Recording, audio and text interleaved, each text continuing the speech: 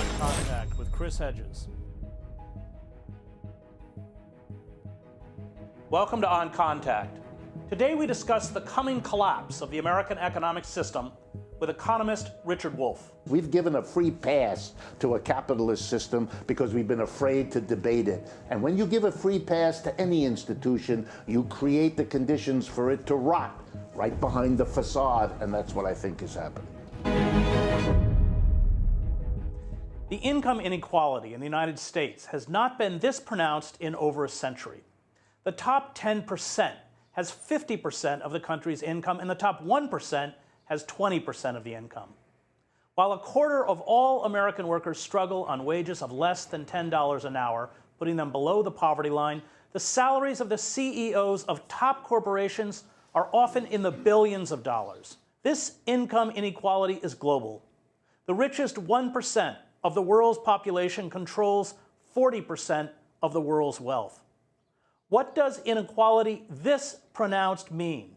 And what are its consequences? How did it happen? And how much worse will it get with a new tax code that raises healthcare premiums, slashes social and public welfare programs such as Medicaid, Pell Grants, and food stamps, and ensures that tax hikes over the long term will climb for the working class? I discuss inequality with economist Rick Wolff. So where were this late stage of capitalism, which the Trump administration is accelerating? It's part of a pattern. Tell us where we are. Well, we're at a point that your numbers verify, in which the capitalist system, which has been the growing dominant system for the last 300 years, wanted to present itself in contradiction to feudalism and slavery as the system that creates a massive middle class that lifts everybody up. And what we have, now that it has become the global system, is the exact opposite. It has reproduced the kinds of grotesque inequalities that we associate with everything from the Versailles Palace of the late Louis back to the pharaohs of ancient Egypt. It is a stunning expose of an economic system that couldn't deliver what it promised and now wants to distract everybody from this harsh reality that you pointed to. This is the major measure of a capitalist system by its own claims, and it can't deliver. That's why we're besieged with economic and political theater, anti-immigration, tariffs, all that kind of stuff, blaming foreigners, right. Anything to get us away from confronting an economic system that doesn't work for the majority of the people. Well, not only does it not work, but the assault is being exacerbated, as we saw with the new tax code. Well, the new tax code really is a kind of explosive excess. It's when you've crossed the line and finally it is so grotesque that even those who didn't want to see are forced to see. We see in that tax cut, if I can take a moment, we've had 30, 40 years in which corporations have paid less taxes than they ever did, have made more money than they ever did before, have been able to keep wages stagnant while the productivity of labor rose. This is the last moment historically that they needed another big gift, let alone at the expense of the very people whose wages have been stagnant. To give them a tax bust of this sort, basically reducing from 35% to 20% is a 40% cut. This kind of crazy excess does remind you of the late Louis in France before the French Revolution, when the level of excess reached the explosive social dimensions, and I think that's where we are. What about that moment in American history, which, you know, let's call it the golden age of labor, right after World War II, when capitalism took credit for, and we did have for a period of a couple decades, a well-compensated working class, middle class. Workers could be part of the middle class. Well, you know, the irony, which people don't want to remember, is yes, that's true, but the irony is, why did it happen? And it happened because the last time capitalism crashed in 1929, and that was the only one worse than what we are living through now since 2008, At that moment in history, we had a different American response. The mass of working people joined unions. Right. These are people whose parents hadn't been in a union.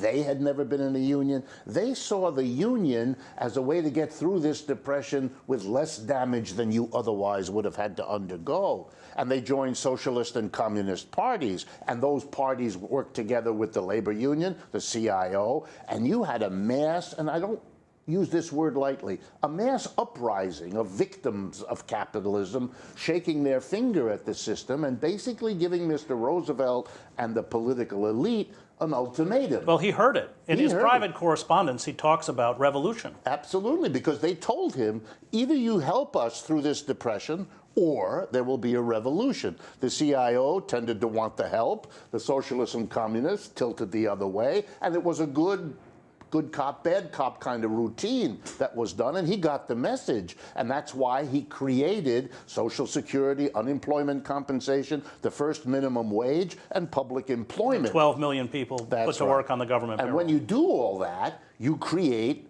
for the first time, a real pushback against capitalism's basic tendency towards inequality. And so we had a few decades of the results of that. Well, the irony is that Roosevelt said that one of his greatest achievements is that he saved capitalism. Absolutely. He understood that he ameliorated or adjusted a collapsing system, and he did save it. And yet, ever since, let's say, 1948 with Taft-Hartley, this draconian bill that makes it hard to organize forward, the capitalist class essentially sowed the seeds of their own destruction, didn't they? That's the irony. He saved them from themselves, but they were so enraged by the fact that the way he paid for Social Security unemployment was by taxing corporations and the rich. Which were up to 90%, right? Amazing. 90% for the top bracket for the income tax, much higher rates on corporations.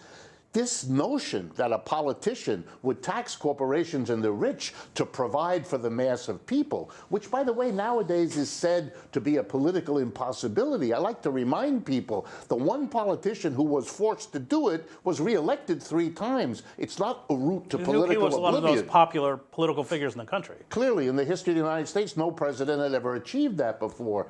You would have thought Mr. Obama might have thought about that model in terms of his future, but that's another story. In any case, after the war, the reaction of the business community, enraged that they had to pay these taxes, were to destroy that coalition.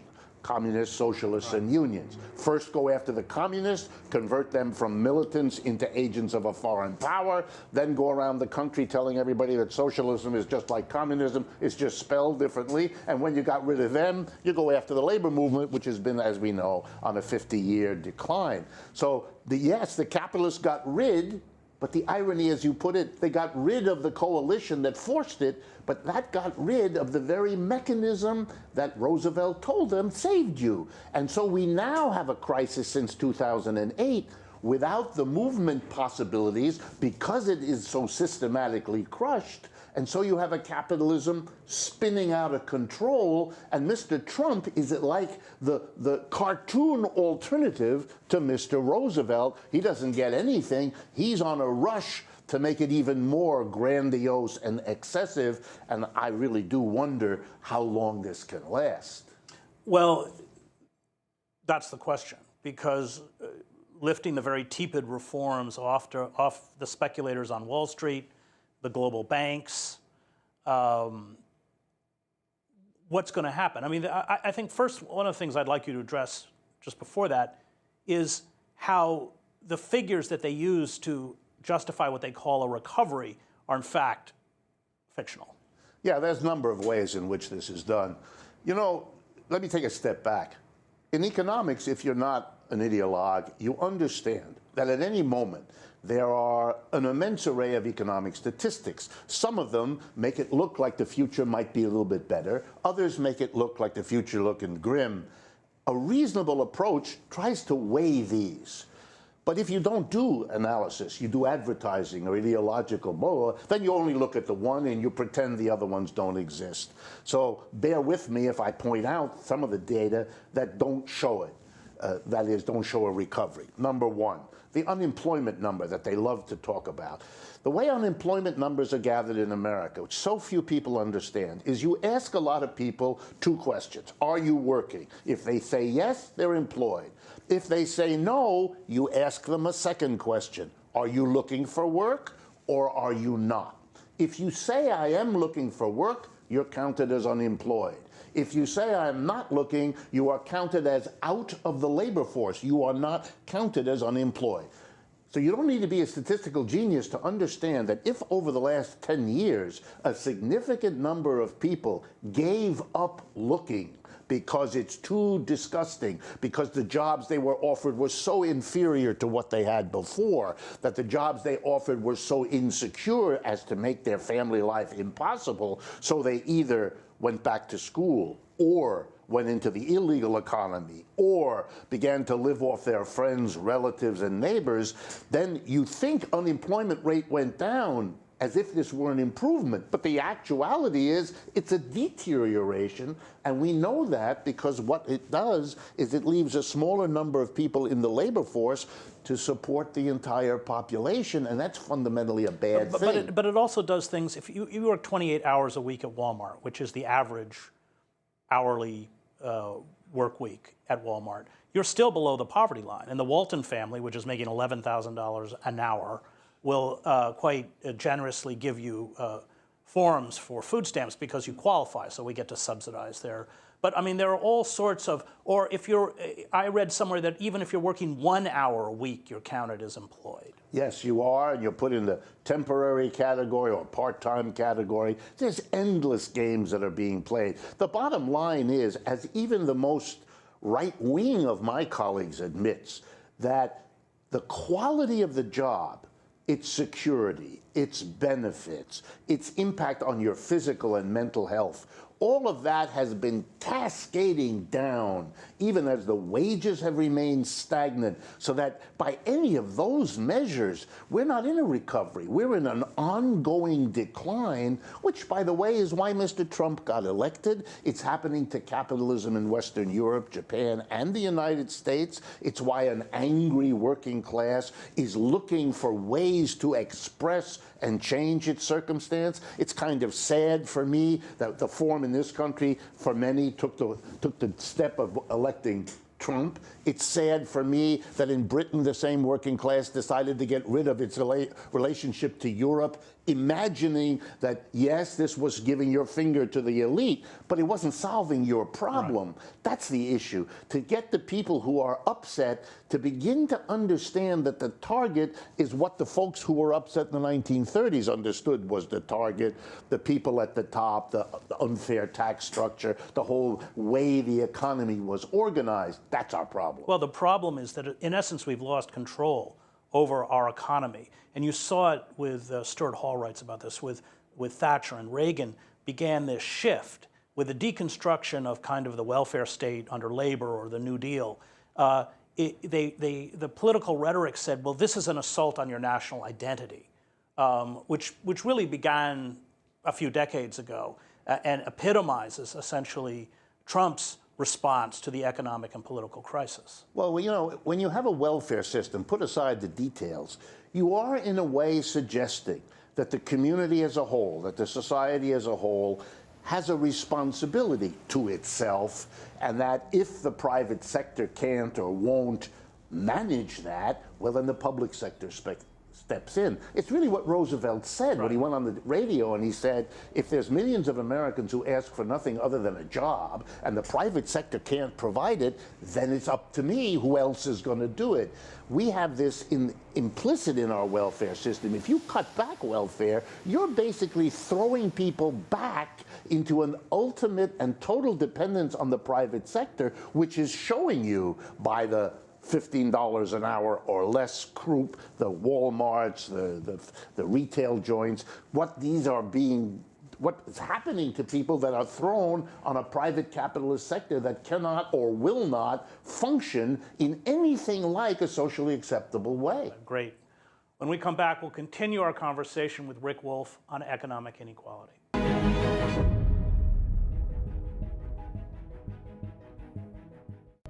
Welcome back to On Contact. We continue our conversation with economist Rick Wolff. So before the break, we raised the issue of unfettered capitalism, which Karl Marx said is a revolutionary force, but the very minimal controls imposed by Dodd-Frank, which wasn't much. Everything's being eradicated. What will that do to the economy? Well, it produces the very thing that folks used to want to celebrate capitalism for. Instead of creating a middle class, it polarizes everything.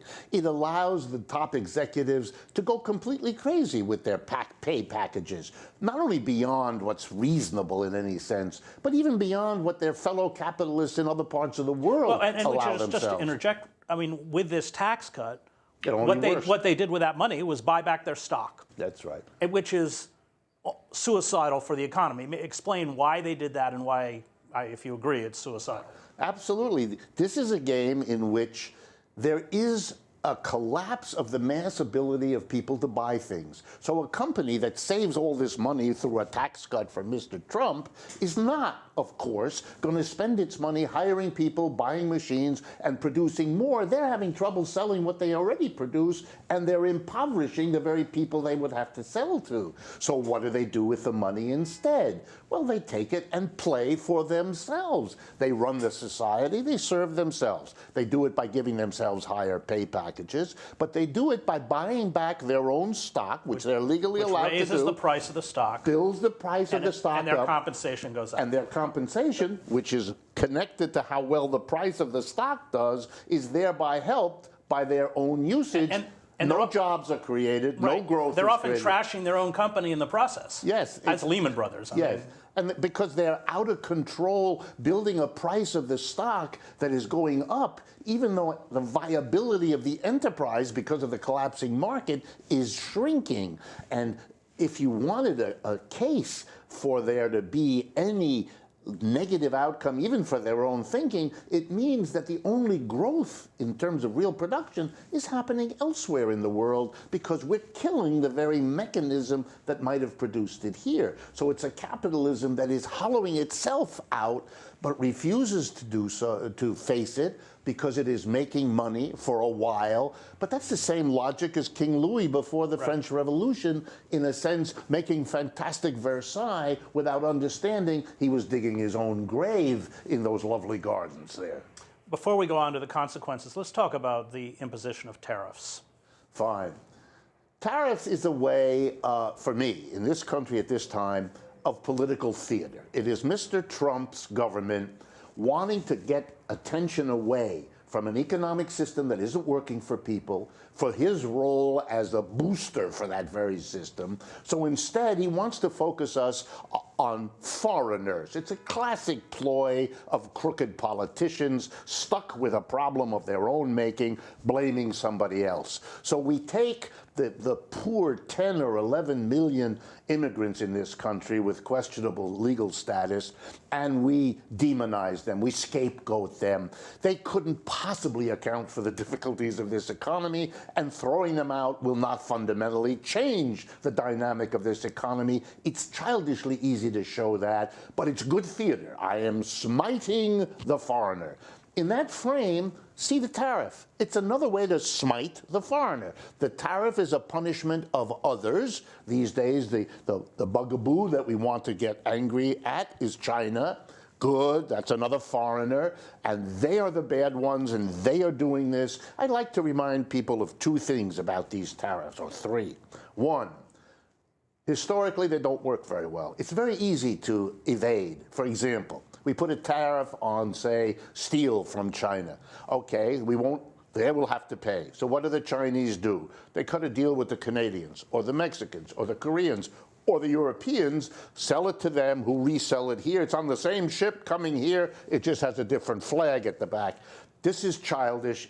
It's well known, number one. Number two, it's political theater because it doesn't change very much. For example, a good half of the goods that come from China come from subsidiaries of American corporations that went there over the last 30 years precisely to produce there for the American market. You are smiting them by closing off their market. They're going to be angry. They're going to be losing their investments. They're going to be taking corrective action, all of which is negative for the American economy. It's bizarre. And finally, the Chinese, their politicians being not that different from ours, will have to posture in return and retaliate in all kinds of ways they're already showing against our farm products, against us. It is a chaos. And the joke is, the United States, when we were a young country, was accused by the Europeans, by the British, by the other Europeans, of stealing their technology, stealing their intellectual property. Folks, never before has it been easier to communicate intellectual property than it is today. That the Chinese are doing their share as an up-and-coming economy is not new, is not frightening, is part of how capitalism has always worked. And suddenly to get people outraged as if something special is going on, that's just dishonest. What will it do to the economy? And then let's talk about this unregulated, unfettered capitalism. But let's begin with the consequences of the tariffs. It creates for Mr. Trump something useful. All kinds of industries are now going to adjust to these tariffs, and they're going to hopefully support Mr. Trump because they don't want the undoing of the tariff they just spent money adjusting to. So for Mr. Trump, it's like those other tariffs. It's like everything he does. It's trying to get a political base big enough to survive, which seems to be all he mostly cares about, which makes sense, having been a president who basically lost the popular vote anyway. So number one, it has that consequence. Number two, it means that every business has to adjust, and that's costly, and it doesn't get you any more output. So it's a big burden. If you add to that the uncertainty, let me give you an example. A few weeks ago, he put tariffs on steel and aluminum. In the subsequent weeks, he undid most of that by giving exemption. Nobody knows which way it's going, and it's an old saw on Wall Street. Uncertainty is worse than everything else, and it has real costs. Those are all happening. Finally, if everybody tries to save themselves protection, we have a historical example.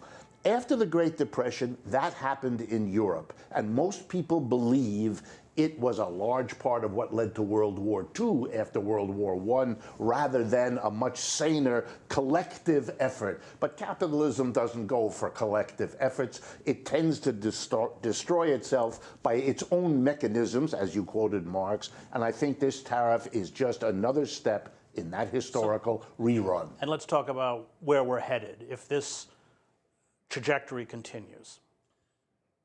We have two options. We either let this stuff go, let Mr. Trump do his thing, look the other way, allow him the notion that he's the president and therefore deserves some sort of deference, which I see, unfortunately, in the Democratic Party, in much of mainstream media, and so on. Or we learn the lesson of the Great Depression. There has to be a movement from below. Otherwise, there's no counterforce that can take us in another direction. So if you ask me, absent that counterforce, and I hope it won't be absent, but if it is absent, then I think you're right. We're going to see this system spinning out of control and destroying itself in the very way its critics have for so long foreseen it well might. Which will mean what? The dollar's no longer the reserve currency, huge contraction That's right. of the economy. Deals made by our trading partners that they can't work with us. Either they can't work with anyone or they can work among themselves. The Russians and the Chinese will have much to talk about. The Europeans, with both of them, will have much to talk about. Asia, Africa, Latin America will have to wonder what kind of future they have with an operator like this system. This, in essence, disintegration. A multipolar world, which means instead of this kind of gradual decline, would really mean a pretty catastrophic economic meltdown for the United States. Right. What we saw some time ago when Trump announced his big tariffs on China, we saw the stock market drop 700 points in a day. That's a sign of the anxiety, the danger, even in the minds of capitalists about where this is going. Just as we saw Warren Buffett and others say years earlier, you can't keep taxing this way when I pay less than my secretary because it is an unsustainable thing. You know, if we hadn't been a country with 2 or 3 decades of a middle class, working class paid really well, maybe you could have gotten away with this. Right. But in a society that has celebrated its capacity to do what it now fails to do, you have an explosive situation. And we don't talk about it. It's either you couldn't. It's too dangerous. Porn stars or demonizing Russia, or but the nature of the crisis is never named and never addressed. No, everything is done, from my perspective, to avoid asking the question, to what degree is the system we have in place, capitalism as its name, is that the problem? No, it's the Russians, it's the immigrants, it's the tariffs, it's anything else, even the porn star, to distract us from the debate we need to have had that we haven't had for half a century, which puts us in a very bad place. We've given a free pass to a capitalist system because we've been afraid to debate it. And when you give a free pass to any institution, you create the conditions for it to rot right behind the facade, and that's what I think is happening. And how do you look at the Trump presidency in the last minute that we have? It's the last gasp. For me, it's the last gasp. It's letting it all hang out. A system that's going to do whatever it can, take advantage of this moment, grab it all before it disappears. And I'm reminded again of the Louis. I don't know why they're in my head today. In France, it was said, "Après moi le déluge." Right. After me, the catastrophe, the storm will break. When I look at Trump, that's what I see. Well, he's kind of a Louis XVI. Yes, with his golden apartment, he literally is. Well, he copies it. Yes. Great. Thank you, Rick, very much. Thank you, Chris. That was economist Rick Wolff.